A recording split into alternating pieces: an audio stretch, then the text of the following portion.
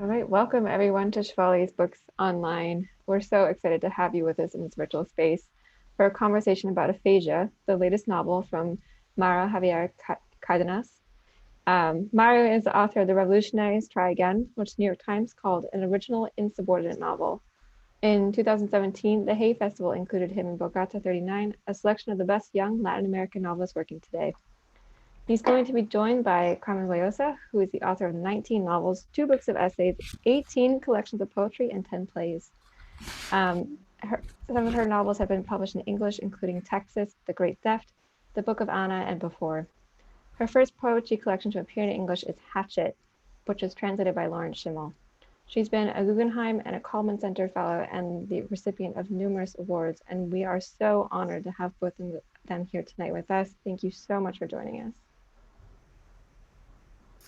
Thank you for having us.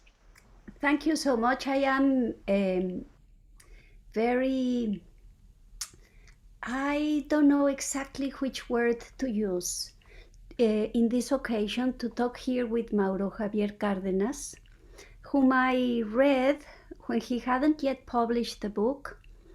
His publisher, his editor sent me the galleys, and I just couldn't believe such a great writer existed.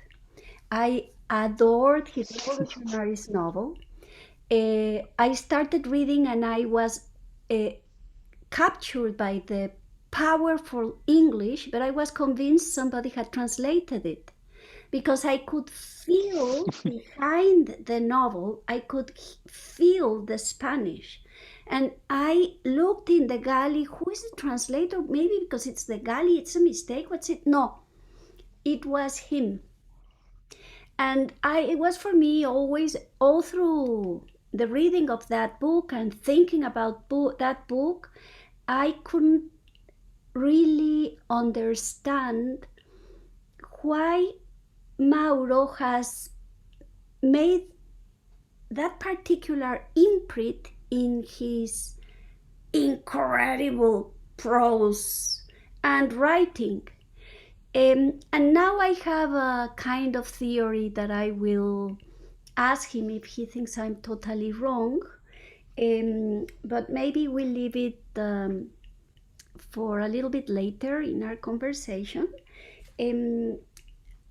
Since the first book, I thought, yes, he was a wonderful writer and he had something of a virtuoso. But in this second novel, my first thought is he's a virtuoso. And yes, he's a wonderful writer. There's something there like the virtuoso that is able to do things that, how does he dare do that? And it goes on with a flexibility, power, power of enchantment, even things that at the beginning of the book, I thought there was, in the first, let's say, I wouldn't call them chapters, maybe I could call them episodes, but episode is not the word either. I thought there was just like a display and a joy of displaying that. But when the novel got its coherence, its body, I understood that was not it. There's no display in this book. I think that in this book, the river that goes under it is pain.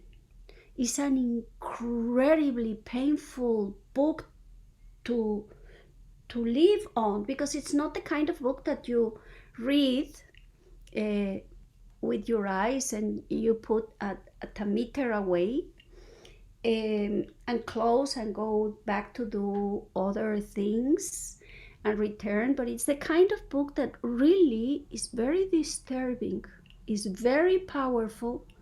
It's a joy in its writing. The way he introduces the core of the novel, or he makes visible to all of us the drama of the characters, the drama of the families, and the drama of ourselves, is incredibly powerful. before I go into the characters, and because I don't want to be a party pooper, I don't want to tell you what's the plot about. I don't want to explain what's the core I'm talking about. But before I go to that, me as a feminist, a woman, first when I started reading it, I said, "Oh my God!" But I'm a miscast reader. Not that I don't appreciate all the power of this writing, but I'm a miscast reading because I'm in front of a contemporary Don Juan, a kind of he has this thing of masculinity that some women have. I had it through a small period of my life, that you need to have like um this impulse of conquering all, but not conquering, I would even say even touching all. There's something there of masculinity that is not only on violence, because now I think masculinity and there's always something violent in the construction of the what we call masculinity, but also this I don't know if it has to do with the nature of erections, that it's like the impulse. Sorry, Mauro, I always say things that are inappropriate. Next time, never invite me to any of your book events, please. No, please. There's this thing that could be unstable, but it has to prove itself, and it's a desire, and but comes back and forth more than a wave or something more body like, something very peculiar of the construction of masculinity. And I was watching it saying, I'm a miscast of a reader, but I'm fascinating seeing this male that in reality is more of we are not in front of the woman in the attic. We are in front of the male in the attic that in reality is works in a cubicle. He's not in the attic. He's in a cubicle, locked in a cubicle. He's a database analyst. He doesn't want to be there, but he wants to be there because that way he also accomplishes what is expected of a man, earning money and doing these numbers and proving himself professionally in something that is incredibly frustrating for him. So I thought this book is going to be all like a study of masculinity, but no. The book, that is, let's say, some of the rewards of this exceptional, powerful, I already said it, but I repeat it, painful novel. It's not about, yes, part of the story has to do with this thing that is called masculinity or el patriarcado, but only part of it, because our Don Juan doesn't live in other centuries, lives in the Me Too century. And not only in the Me Too centuries, but in the postpartum of that second wave of feminism in which I grew, the feminism of the 70s, where everything was understood that males were torn from the possibility of a banquet with the children, with growing up the children, with having another kind of relationships with women, with building another sense of privacy also for themselves. And our character has gone through that. The core of his tragedy is some other place. The core of the tragedy is in this family. But I say the family and us because it's all inserted in this, the violence of the structures, horrible words to say, but I don't find others. I needed some other days, Mauro Javier, to continue thinking about it.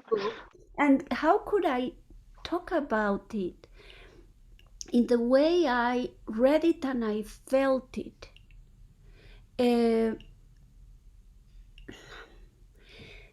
The character in reality wants a whole life, wants the life not of that male in the cubicle and not of the male that only wants to have his, not even easier than conquests, the girls that he dates in exchange of cava and oysters. That, by the way, I adore cava and oysters. And I think, Mauro Javier Cardenas, that one day we are going to sit down and eat with our friends a lot of oysters and cava, and we are going to, in honor of your novel, redeeming the wonderful sense of pleasure that is in reality in cava and oysters. Your writing does in many ways, because the writing goes and recovers and conquers many spaces. The writing is, I said already, unique. It is like a chorus, because we have this character that is works like, sees himself like other characters, so we can see it like a kind of chorus, but in that kind of chorus, in reality, the only one that sings is him.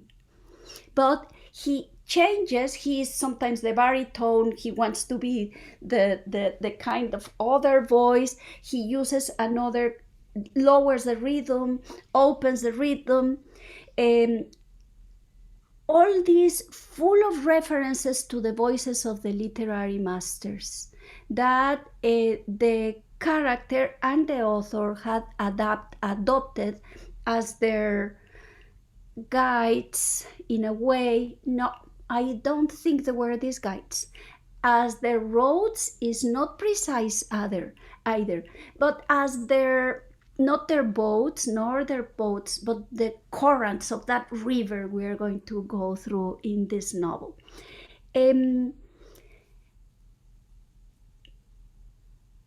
Every episode has, at the beginning, the first almost 100 pages, every episode has no periods at all.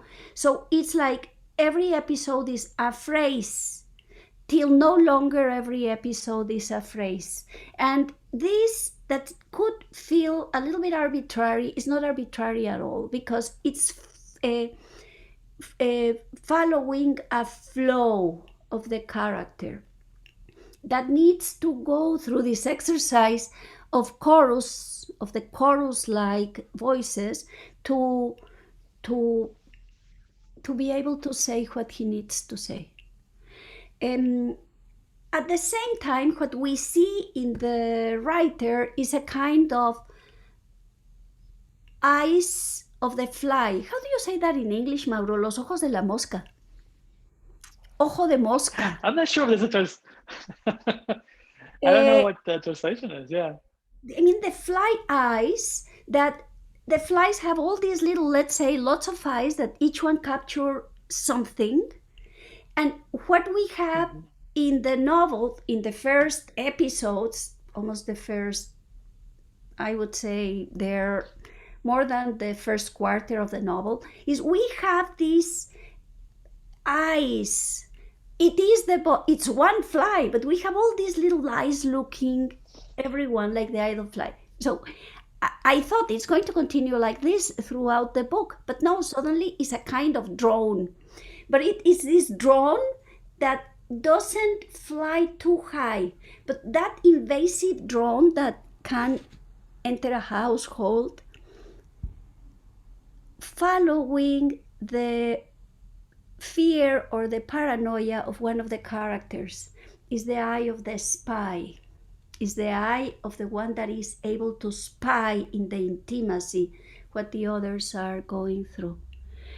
And the novel, without losing that fly eye, also does the drone invasive into the others.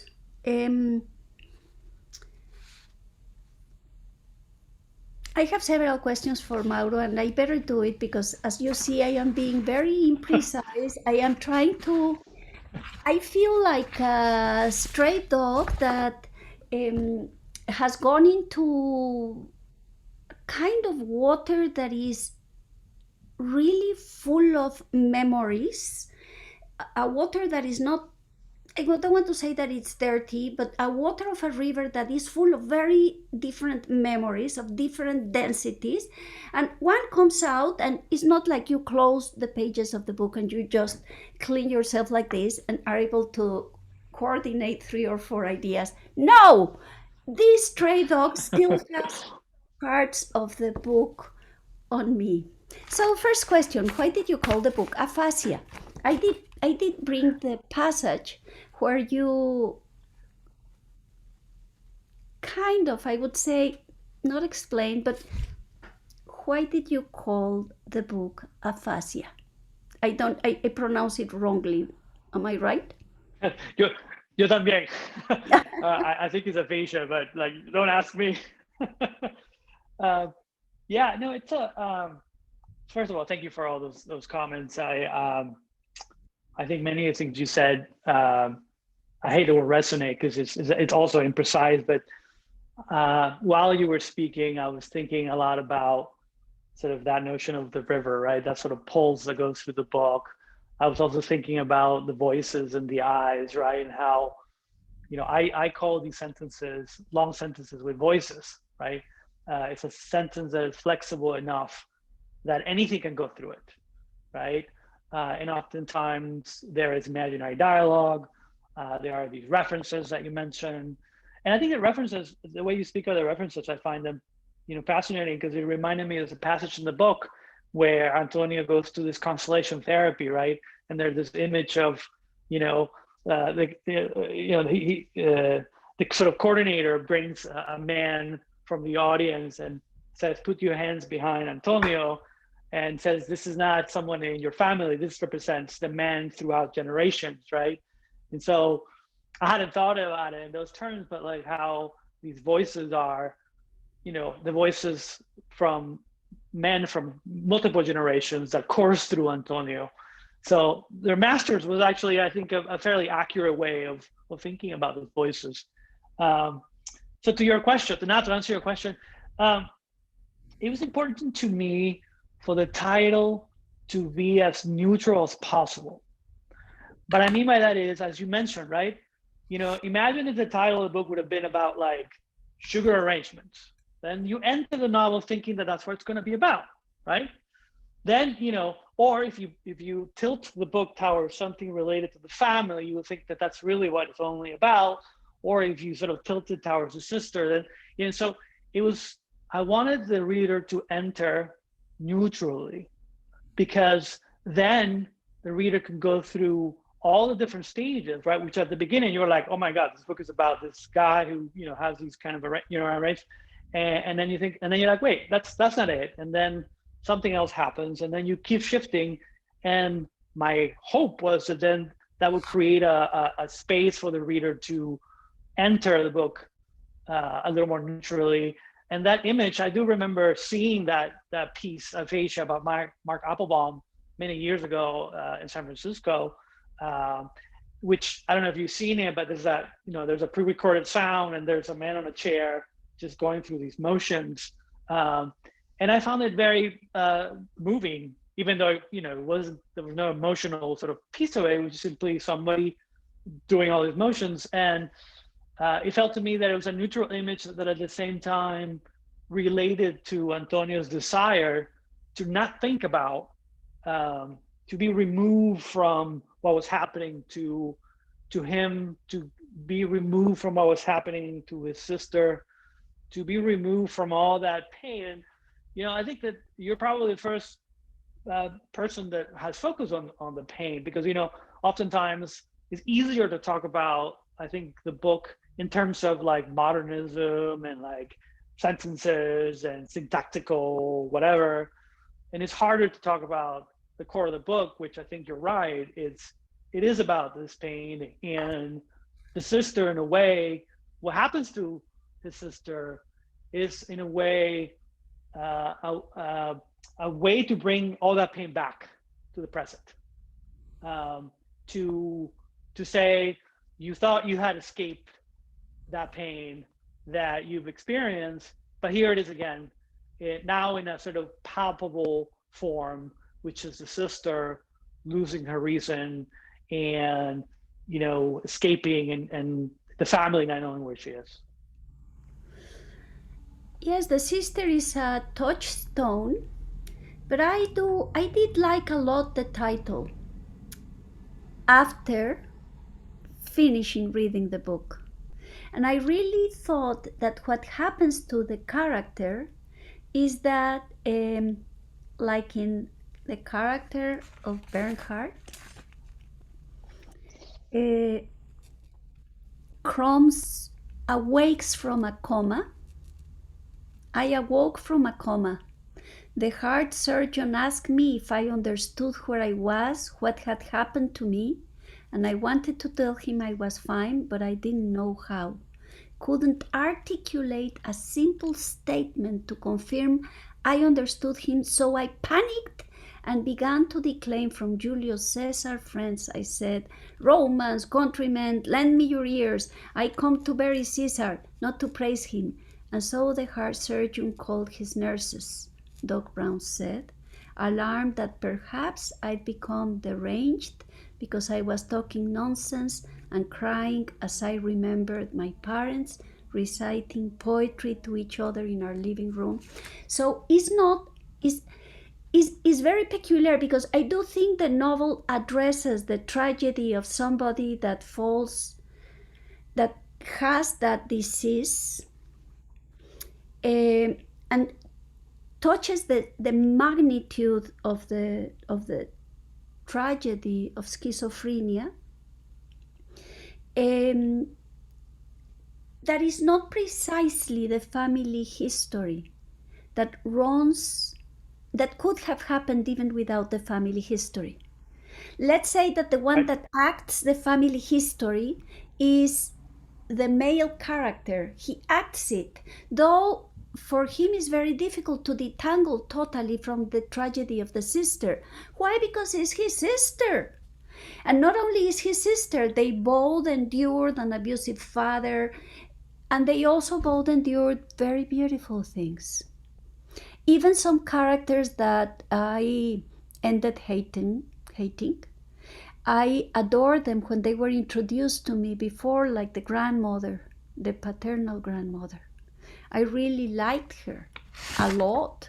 I liked the way I like the way the author introduces her, talks about her relationship with the grandfather, how they meet, and then a joke there that she is unable to ask for milk in English, so she continues asking mu, leche, and then she says, "You weren't embarrassed that they didn't understand you?" I would have been so embarrassed, Mom. Bah, tarados, who don't know Spanish, they should at least know the meaning of leche. So it's so wonderful. I mean, there's something there so incredible, but then one knows she's a kind of collaborator of the tragedy, or accomplice, at least, however you say that in English, of the tragedy. So it's a very warm novel in many ways, and I think the novel itself is able to detangle the disease, let's call it like that, from the Poison family story. Both things appear, but I am no shrink. I know not. I think you know much more. I know you know much more, and you have it in the family, the shrink in the family, or I don't have it. But what I could see there is that on one side is this story of family abuse, this story of rotten characters, poison characters, intolerably painful characters. I even thought for a minute when I was reading the first 150 pages of the book, I said, oh, well, I escaped the empire of Margaret Fuller momentarily because I've been obsessed by Margaret Fuller the last months. I've escaped this. This is another thing. It's going into another stage till I was there with Flora Tristan and Margaret Fuller seeing I don't want to be a party pooper. Well, in this case, it's not the party pooper, but I don't want to tell the plot of the, because the plot is so beautifully woven in the novel.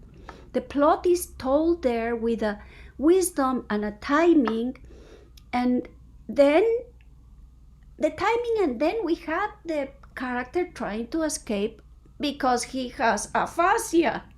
He can't name it. It's so painful. It's so painful for the character, and everything is named at the same time. We see through the book all this being named. Questions. May I ask some frivolous questions? Why did you twist the Please. Ecuadorian to Colombian? Why did you twist your character? Why again call him Antonio? Why why do you have also, if we are talking of the character, I adore authors that have magnetism for the execrables. How do you say execrables in English? The execrable. Execrables. This magnetism for the characters that are depicable. But this goes into another stage. But my question is, why did you did this twisting? And how did you dealt with this character?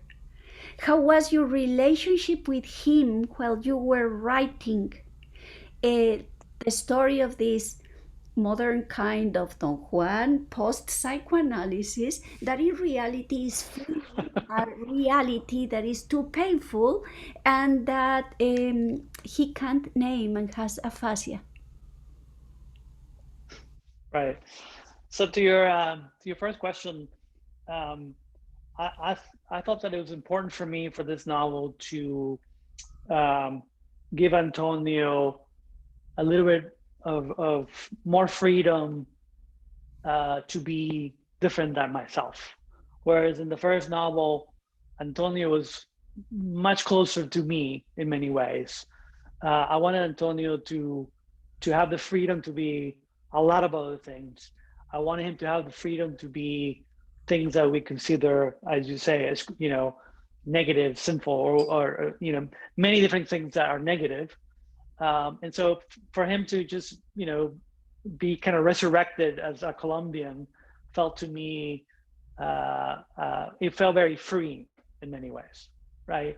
And so when it comes to like my relationship to the character, I have found it very useful over the years. I think this is true, to think about ourselves in simple terms as programming, that we are programmed, that we have input and output, right? So our input is where we grew up, the kinds of things that we've seen, the kind of parents that we had, the high school we went through, the religion, all those things are inputs, and then it becomes a kind of output, right?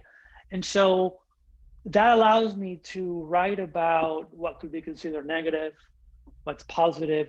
All of that becomes less. It was important for me not to judge any of those things and simply to say, here's a character that has been programmed a certain way, right?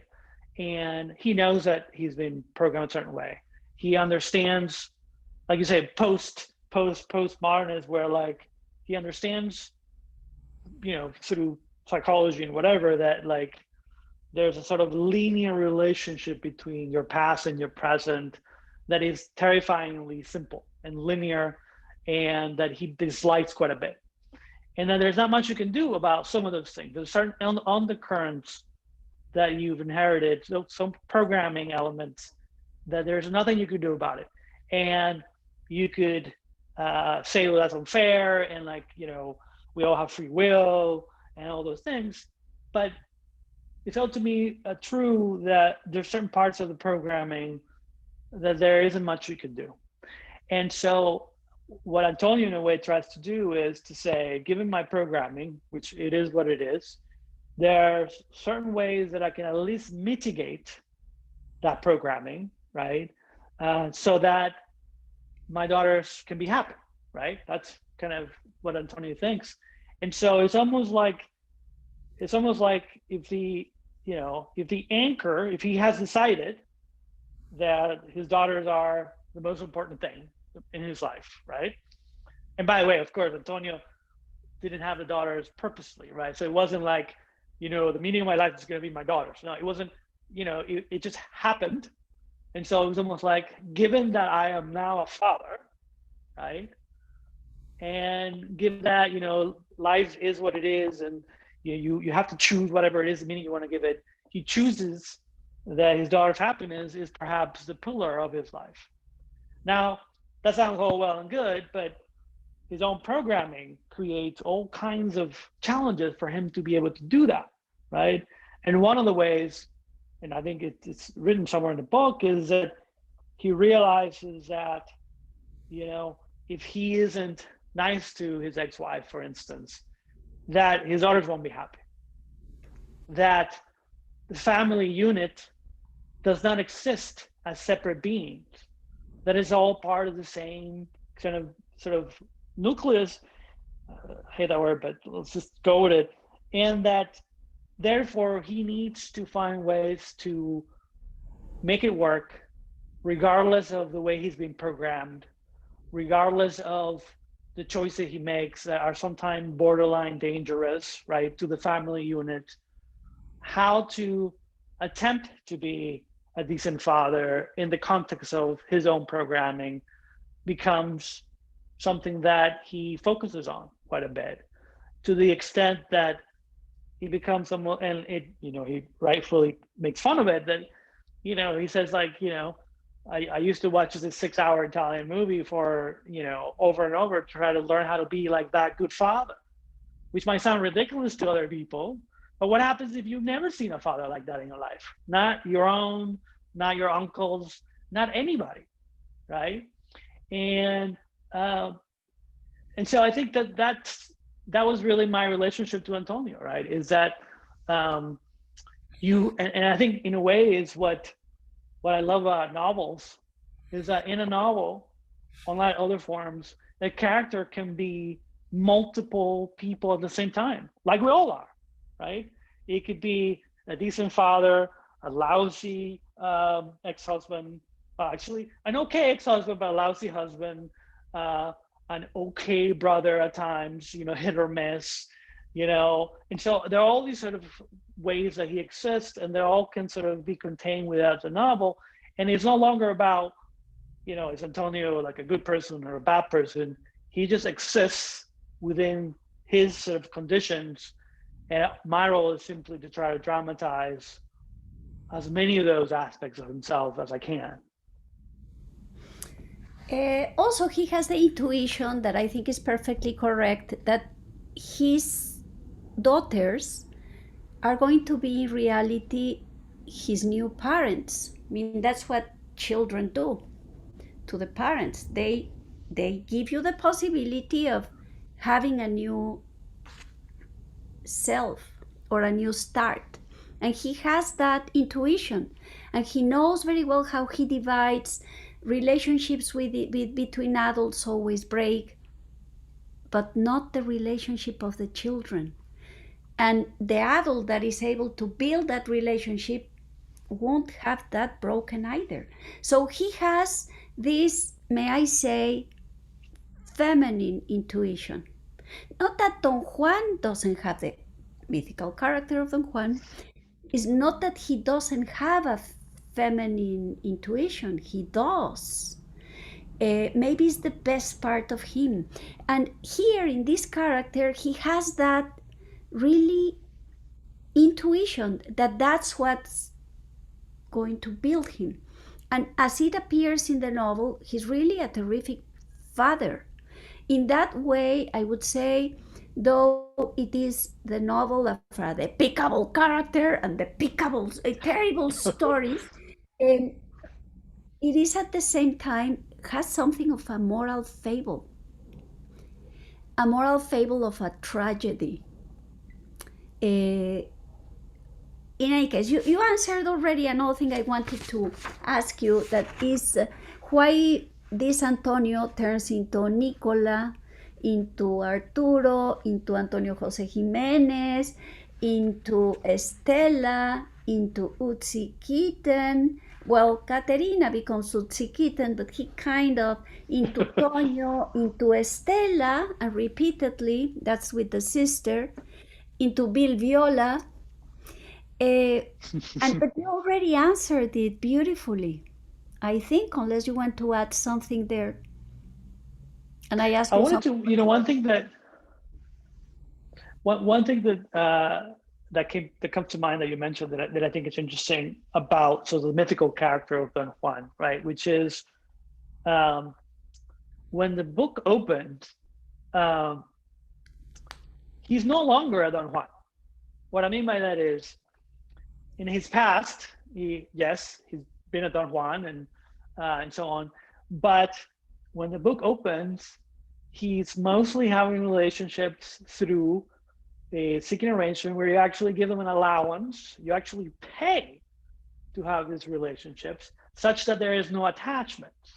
So in a way, he's no longer the Don Juan of like, I am the macho man that will conquer all women. It's more of like, I still have that desire that was programmed into me about what it means to be a male and what it means to be kind of a macho man or whatever. But I know that role will be detrimental to my family, you know, his family being, and this is, I think, an important sort of point, his family is still his former wife and his daughters, right? That's sort of his family, even though they're not sort of together anymore, they're still part of the family.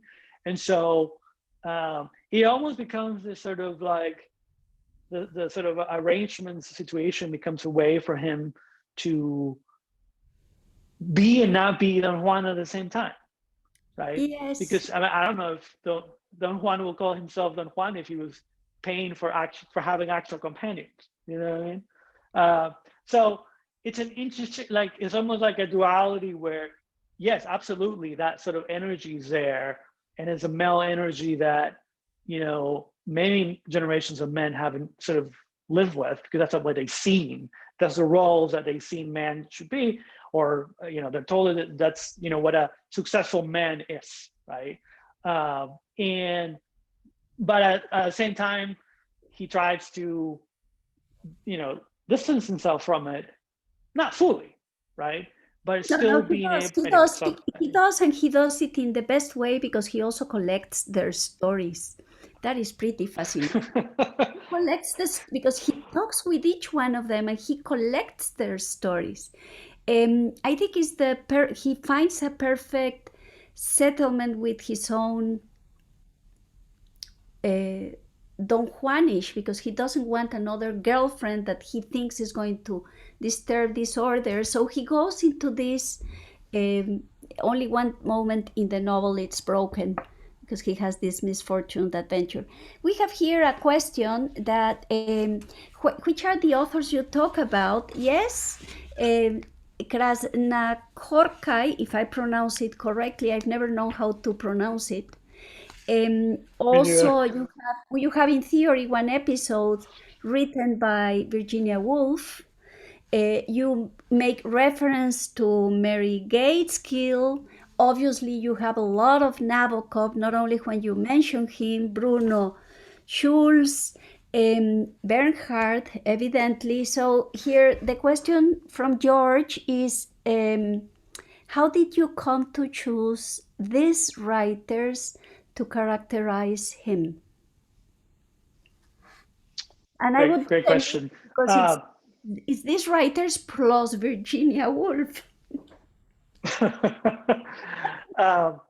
And Gina Burial, I think, as well. It's in it. Yes. It was important to me. There were two answers to it. One of them is, it was important to me, and I included it as a rule, that I could not quote any writer if the quote did not come to me naturally. Meaning, the way I write is, I start a sentence with kind of an actual impulse of the character, and I don't know anything other than the character has this sort of impulse, right? Like one of the chapters is like to be Nicola, right? That's the impulse. Nicola is a character in the Italian movie who's a good father, right? Right? And so that impulse is one that drives the sentence, and so that sentence keeps kind of circling, analyzing, free associating and all that. So one of the rules for me is, in the act of writing those sentences, you can only the quotes and the references that come to mind as you're writing it are allowed in. So there is no going back and saying, oh, I wonder if Casajarca is written about this, or I wonder, it all had to happen right there. Yes, in some cases I got the quote wrong, so I did have to go back and just make sure that I got the quote perfectly right. And in some cases, like Virginia Woolf, the image of the haunted house in that time passes, for me, the haunted house, in the time passes chapter has been in my mind forever. That sort of image of the wind going through the house and that being empty. And so it was so natural for me, for Antonio to read that right in the middle of the novel, like right in the middle of the novel, when he's about to fall asleep and he's finally going to, the reader's finally going to sort of meet the sister in this sort of subterranean way. The other way to answer that is that there are a number of chapters that are actually titled after stories, American stories. So there's one called The Bystander by Gina Barrett. There's one about Notes to My Biographer. And there's one more, The Revisionist, Yes. where Antonio's reading these short stories. The choice of those short stories was also following a similar rule. Is what are the short stories that come to mind quickly, when I think about the general sort of theme of what I'm sort of thinking the book is going to be about. So when I started writing about sort of the Don Juanismo of sort of Antonio, The Revisionist came to mind. It's a story I read years and years ago. It was anthologized in a Paris Review anthology from a long time ago. And I've reread it many times over the years. And I always sort of enjoyed that story. And I found it incredibly moving, that sort of story where it's about this office guy who, he's like, oh, I don't want to go home, to be with a family, with a wife, how boring, maybe I should go watch a movie. And then when he finally gets to the house, it's no longer his house, the locks have been changed. They're no longer together. And the wife says, you need to start sort of telling the truth to yourself. This is no longer your house. I found that incredibly painful and moving. So a story like that has been, just to be a little courtesy, inside of me for a very long time. Mm-hmm. The story of Notes to My Biographer, which is told from the first person point of view of a father who's going through a psychotic sort of episode. And it's a very funny sort of story, but also very painful when the son eventually says, I inherited this from you, but I take the meds,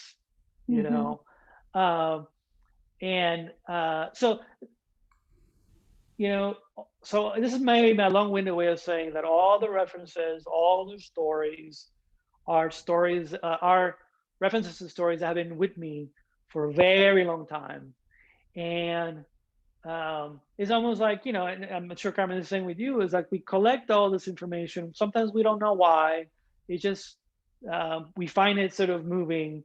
And 10 years later, they might show up on a Monday morning when you're writing about Antonio trying to be Nicola. Also, there is always a very a full of sense reason why you had in that moment those allusions. When Virginia Woolf appeared, it was obvious because she heard voices. Virginia Woolf heard voices too. The birds spoke to her in Greek. So we have her, but the way you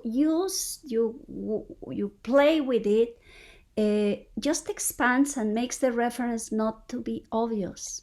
It's more like cornerstones for you, I think. Here we have a question from Chris Fishbash. In the past, you have talked about reverse colonizing the English language. Are you doing that in this novel? And if yes, how? Hey, Chris. So glad you could join us. Um, I think the relationship um, to English in the second novel is a little different. Let me see how to explain this.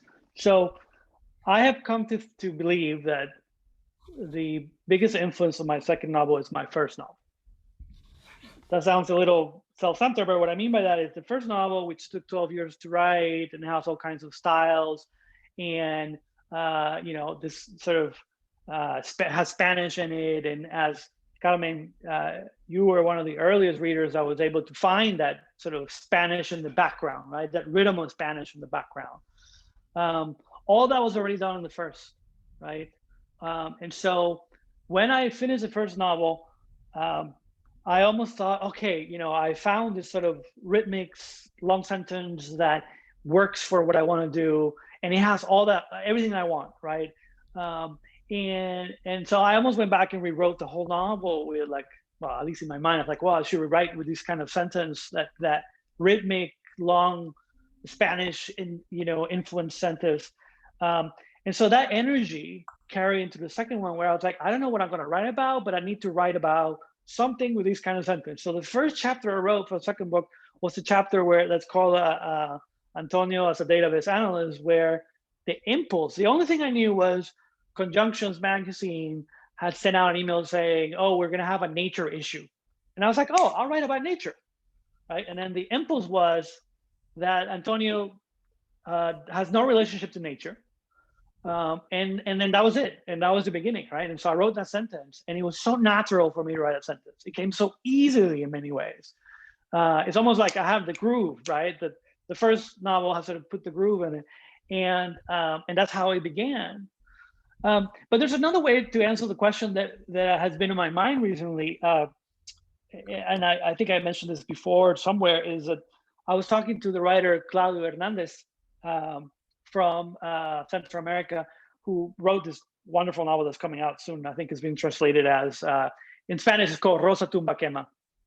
And what Claudia does is that she has interviewed many of the women that show up in the book, and the Spanish language of Central Americans becomes really important to her. Although the novel feels like some kind of modernist, sort of really stylized novel, the Spanish of Central Americans is still kind of driving part of the language, right?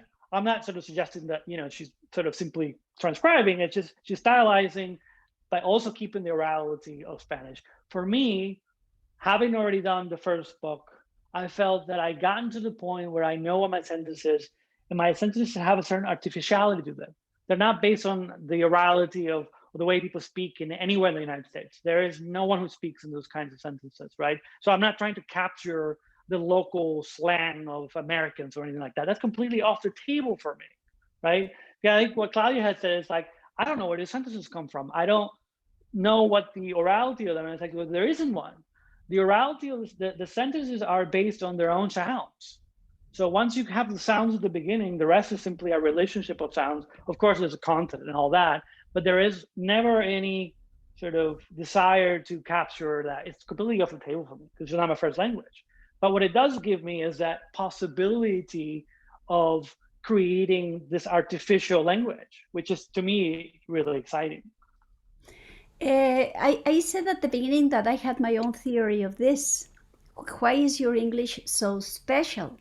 And I felt when the character writer tapes the mother, starts taping people, and then transcribe it and translate it, I said, that's it. That's why one feels something. It's an English that has been really touched by Spanish.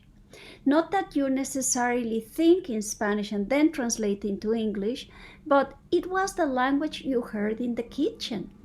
It was the language you heard as a kid. So you have that imprint, and it is so incredible what happens with it in English, because it is English and it is very personal, is very Mauro Javier Cardenas, and every phrase has it. And then the way you untangle But then when you were translating the conversations, I thought, that's it.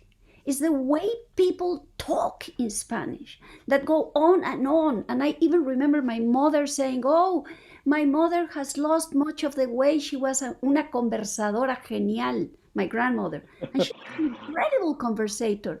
But this way people entangle one story with the other one and makes the phrases in such a way, I think that fed your being as a writer and your being as an English writer too. Is my theory. Chris didn't ask for it, but you have now the thing. We have another question here that I unluckily seems to have is vanished. Let me see if I can return. I can't. Well, there was one about While you because I can I read the while cannot. you're Yes, sorry, I cannot speak. So we've got a question from Louisa who asks, what has it been like publishing a novel during a pandemic, and have you been able to write in the last 8 months? Yeah, no, great question. I think in the first part of the question, like, what has it been like? I think that it's hard for me to say. Like, I think I've, the book, I finished that book a long time ago. It finally is coming out. I can see that there's a much slower process of people getting to it, which is different from the first book. But that's okay. I mean, I think that, it hasn't been too concerning. I think the second part of the question around, have I been able to write? The answer is yes. At the beginning, it was difficult because I think at the beginning, a lot of us we had no idea what the virus was, how it was transmitted. So, we were, a lot of us were, every time we touch a doorknob, we were like, oh my God, we're gonna die. And so there was a lot of fear. And I actually, my oldest daughter and I spent a lot of time watching science fiction movies. So it's my way of sort of, exiting the reality, by at the same time inhabiting a reality of science fiction or apocalyptic reality. But like with almost everything in life, if you choose to live, you have to get used to your circumstances. And so I just had to get used to the pandemic and what it meant, and just created a habit of writing every morning like I always do. And instead of writing at a cafe like I used to do, now I write in my living room, a very small living room. I bring the kitchen table and I write there. It took a little bit for my mind to get used to the new setting, but I have been able to continue to write. What actually has been more, and it is more disruptive than the pandemic when it comes to writing, has been the actual release of the second book, because you are now sort of going back and thinking about the second book, and you are responding to questions about the second book. And so it's harder for the mind to go back and, I'm working on my fourth book, right? So anyway, great question. It is a wonderful question. I am going to say 2 words. Of course, I shouldn't, but I can't avoid it. I was writing a novel. I was in the middle of a novel, and I could not continue with it. And I hadn't realized how important it was for me to hear the voices of people talking in the street, in the cafe, in the airport, because I always write everywhere. So I only had to stop that, and I couldn't continue with my normal rhythm. I even opened the window in the house in Coyoacán where we were to listen, but there was nobody talking outside. There was not what one hears the voice. And how connected are we, even though we were totally isolated, how connected we are with the others. Also, the vibe changed. I mean, I couldn't continue where I was. The feeling, the atmosphere changed. So I started. had to at some point I started writing the opening of my fifth novel, because I had all this sort of energy around the pandemic. So I was like, I must write about a woman who was a UPS driver delivering boxes through the pandemic. So I wrote that quickly, like in a week or two, And I just left it there. You know, I'm gonna leave it there. I'm gonna go back to the other book, but at least I have the seed of that sort of fear, that seed of the initial of the pandemic, which has changed, right? So now we know more about it, and it's a sort of different feeling. I don't know how we're doing with time, but I wanted to share something with you, Carmen, something you were saying about orality earlier. A few years ago, when I was in Mexico City, I went to Mexico City to see the Leonora Carrington exhibit. I was walking around Mexico City, and there was a gentleman in the park that was one of those sort of street performers. And his performance was basically, he had a snake under a blanket. The snake was obviously dead, but the whole performance was him free associating about why the snake was actually not dead.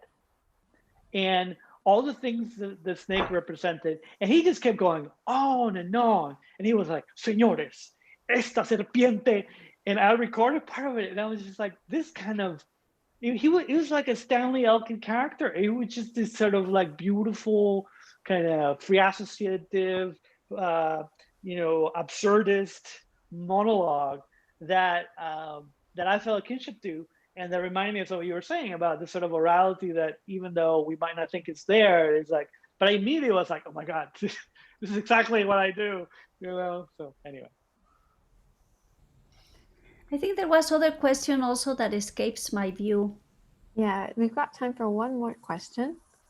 Okay. From Terry, who says, the novel has long rambling sentences I got lost in, and I often had to reread to make sure I got it right. Not a bad thing at all. Could you talk a little about how you approached the structure of the book and even kept yourself from getting lost in the character's train of thought? Yeah, great question. So the way that well, I'll tell you one thing before I answer the question. One of the things that I learned very early on is I remember reading Conjunctions magazine. One of the old issues had a section on William Gaddis, writers talking about William Gaddis, and one of the writers was talking about how in order to read J.R. by William Gaddis, the best way to do it was to read it quickly, even if you didn't know who was talking, because in J.R., if some of you have read, right, it's all dialogue, right, and there is no attribution of who's talking, so you oftentimes don't know who's talking. But the beauty of the book is that you just have this chaos, right? You lose knowing who's talking, which is often helpful, but what you gain is chaos, right? And so for me, I'm very wary of novels where things feel extremely coherent, where everybody has coherent thoughts, everything's fairly linear. And so these kinds of sentences allow me to be in many ways non-linear, right? Because you're in one place in one moment, and then you're in another, and then you have a voice, and then you have imaginary dialogue, and it's all kind of happening. And inside the same sentence. So now to go back to your question is that because I write, it usually takes me around a week or 2 weeks to write one sentence, which is around 1,500 words. The way I write is that I start, going this way, and then every time there's a punctuation mark, usually a comma or an em dash, I go to the next line and next line. So I can clearly see when everything's getting introduced. And because I'm going back to the same sentence every morning, right, within those 2 weeks, it's very clear to me what the relationship between the images are, right? I think the way, and I would say that it gets, and once I'm done, and then I put the sentence together so that it looks like, like how you read it. If there's any editing that happens years later, that's when it gets confusing to me, because then I've lost one little piece of, what I so painstakingly put together. And so, and sometimes I forget that I did something because of a rhythmic choice, right? So that, even though you might get lost here and there in some of the sentences, rhythm is an easy trick for the reader to feel that you're still within the same consciousness, right? And so sometimes I've noticed that during the editing, when I was, we've done some minor change here and there, I would notice like, oh wait, it doesn't really work anymore, but because I completely forgot that rhythm was there, because I wrote that sentence years ago. So I would say that the sort of the way that the novel was structured And the way that I found myself composing these sort of books is that I start with these very large ideas, or I start with like one sentence, right, that has an impulse that I find intriguing, like writing about Antonio's non-relationship to nature. And then that brings up a bunch of stuff. I look at a sentence and say, oh, I see. So there is no relationship to nature, therefore the novel will have no landscape. The sister got introduced in that sentence, so maybe there's a sister, right? And then so I have these sort of vague radius, and then I start writing these sentences without knowing what the structure of the book is. And somewhere around 100 pages, you kind of put them all together and you say, okay, I see where this is going. And so actually the biggest challenge for me has been, once you get to 100 pages and you kind of know where it's going, how to make the next 100 pages as exciting as the first 100. Because now you have some constraints. Now you know kind of what the book's about, and you have a lot more sort of limits of where you can go. Whereas in the first 100 pages, there's a lot more freedom, right? Anyway. And you print every time. How do you keep with that? I mean, I handwrite, and I always have to ask to other authors how do they do it, because I handwrite, I cut, I add, I correct, I put another page in between. But how do you do that you are describing in the laptop, in the computer? You don't Yeah, print them and correct on paper? once when a sentence gets too long, when it gets past the 1500 mark, I have to print it. And in some cases, there's one or two sentences that are around 3,000 words. I actually have to diagram them, meaning like, okay, this image goes here, this image goes here, and then I'm like, okay, now that I have this, what comes next? So I try to avoid, actually, for that reason, going beyond 1,500 words, because it becomes unwieldy to try to figure out, okay, where is this going? It's actually easier for me and for the reader, I think, to keep those impulses very contained, yeah, because I'm already asking a lot from the reader. So. Okay, I think they won't let us continue talking.